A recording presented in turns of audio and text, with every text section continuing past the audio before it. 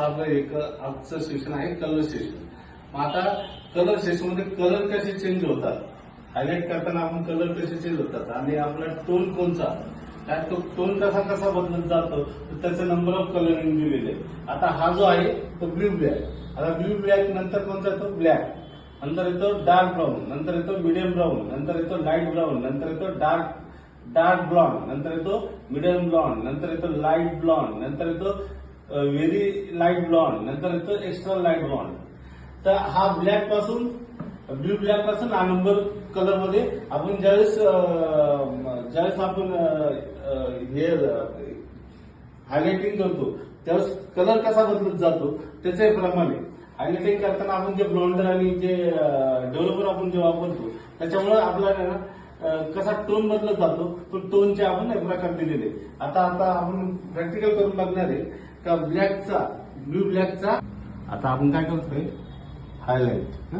आता हा कोणचा आहे, हा आहे ना मिडियम ब्राऊन आहे.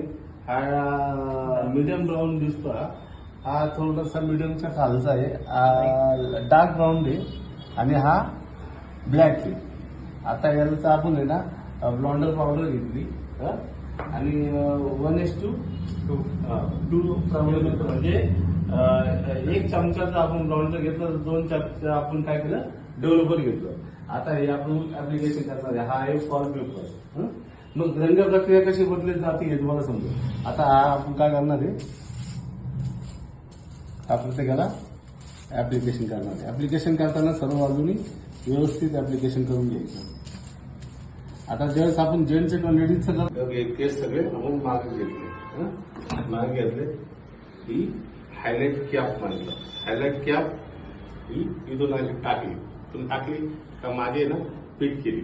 हा मागचा केस आहे ना बरोबर याच्यात आला, हे इथं वर दिसतात ते. आता याला किती करायची हायलाइट, जिगजॅग हायलाइट करायची तर आपण काय करणार त्याला